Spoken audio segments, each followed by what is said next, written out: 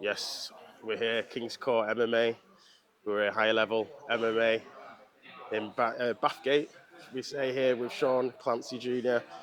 Sean, obviously, been some time since you were supposed to be headlining the Cage Warriors over in Glasgow. It was Cage Warriors' biggest event in Glasgow. Obviously, didn't go ahead through to no fault of your own. Really weird circumstances. Um, but we're here anyway. How were you after that? That incident. Um, I'm sound. It was nice, to be honest. It's one of the things I got all the benefits of an actual fight. Um, well, not all of the benefits. I never got my win, obviously, but I got most of the benefits. I got to feel the nerves. I got the preparation. I got the weight cut. I got to deal with the pressure, and then it just got taken away at the end. It was just the climax that really got taken away from me, to be honest. But only positives to be taken. Uh, yeah, I just got straight back into the gym. There was no injuries or nothing like that, so we just used the time to develop and grow. That training camp was perfect. It allowed me to work on things I should have worked on a long time ago, if I'm being honest. But yeah, because of that, I've fucking worked on it, and I'm a completely different animal now. It's a completely yeah. It's something I should have done. There's a few things I worked on during that camp I should have been doing for a while, or I should have worked on a wee while ago, and I managed to work on them, and I can't see many people being able to technically keep up with me anymore at all. Come on, come on. And obviously now that is behind you. Now looking forward, looking onwards. Um, Anything to announce? Anything that you've got in store? It's not as we are doing this interview. It's not been announced yet, but kind of has. I don't know how that happened, but again, no fault of my own. I've done my thing, but yeah, it's been announced. I am on Dana White's Contender Series in August 25th against Gary Balletto. Yeah, I just looked on Sherdog. It's on Sherdog somehow. I don't know how it's been released, but it's on Sherdog now. Everybody's went a wee bit bananas over it, so it's pretty cool. I Come think I on. might be main eventing it, which is even cooler Yes. considering I'm just some wee guy for Barhead and Paisley. So now we're straight into that main event, and technically a UFC card is how I'm seeing it. It's pretty cool. It's pretty cool. Come on, come on. And that's going to be over in Vegas as well, is it? Yeah, I'll be in Vegas. Yeah. So we leave on the 22nd, and I believe the fight is on the 25th. Nice, nice. And do you know much of your opponent? Have you seen some tape of him at all? Yeah, I've seen two fights. I know he's fought. He's had a couple of bare knuckle fights as well. Okay. I've seen two of his most recent MMA fights. He's very, very boxery. Not seen too much of his grappling or anything like that. But from what I can see, very basic stand up, fundamentally pretty sound. Um, yeah, normally tries to just get into range to throw, so there's not a crazy amount of actual artillery that he's got.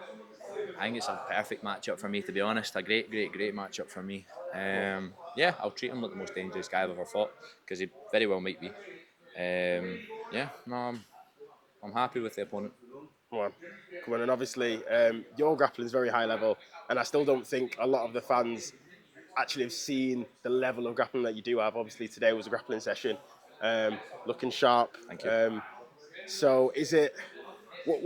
How do you process it that even your striking? Obviously, people have seen your strike in the end, but still not to the extent of what you have in your locker, and obviously the grappling as well. What does that excite you that actually there's levels that you can go to that people haven't seen and opponents haven't seen as well, or do you take it as hey, it's a secret and you like it that way? It's a secret, and I like it that way. It's Yeah. one of, again, through no fault of my own. I'm doing my bit. It just so happens to be that I've never really had to make it out of like first or second gear. So there's a lot of unknowns about me. There's a lot of. It's natural for people to want to theorise weaknesses and theorise holes in people's games because Yes. it's a very unnatural thing for somebody just to be an all-round fighter and really like world class everywhere. Um, so it's natural for people to try and be like, oh, his striking's phenomenal. Wait till he fucking fights a grappler, or his grappling's phenomenal. Wait till he fights a striker. Blah blah blah blah blah. Yeah. But like, I'm comfortable everywhere. I've done this all my life. I'm not one of these idiots that's like, oh, this is my this is my base. I want to be a striker or I want to be a grappler. I want to be able to beat the best guys at their own game, and not only that, I want to be able to drag you wherever you are weakest. It's hard enough try to be the best fighter in the world. Never mind try to do it with such a limited discipline. You need to be good everywhere, and I cannot stress that enough. It's something that I've put a massive emphasis on my whole life.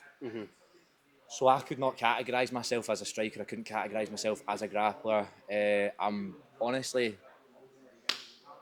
again, I'm good everywhere. It's something I put such an emphasis on. I'm not going to limit myself to be just one thing. Do you know what I mean? Yeah.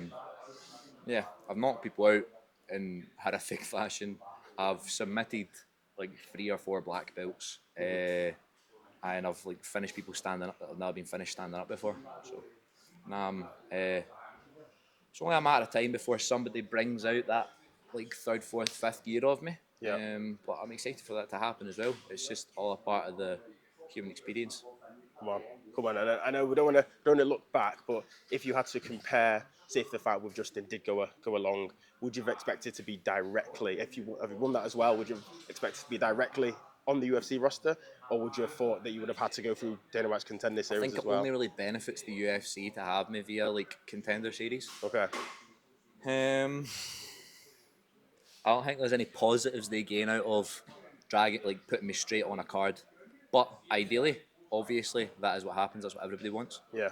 But yeah, no, I think if given the option, they would have had me in Contender Series regardless. Okay. And if that opportunity wasn't there, let's say Contender Series had happened already, and I would have had to have waited another year, I reckon they'd have probably got me in a London or Paris card anyway, Yeah. even without fighting Justin.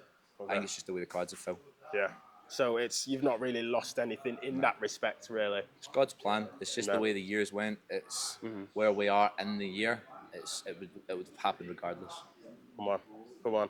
And to the fans out there, the people that have supported you, when they're tuning in to Dana White's Contender Series in August, what message do you have for those guys?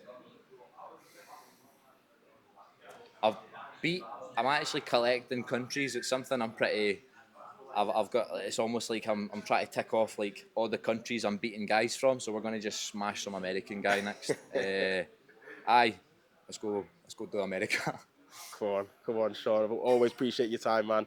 Looking good. Roll on August, eh? Well, in August. There we go. Sean Clancy Jr. Thank you very much, fella.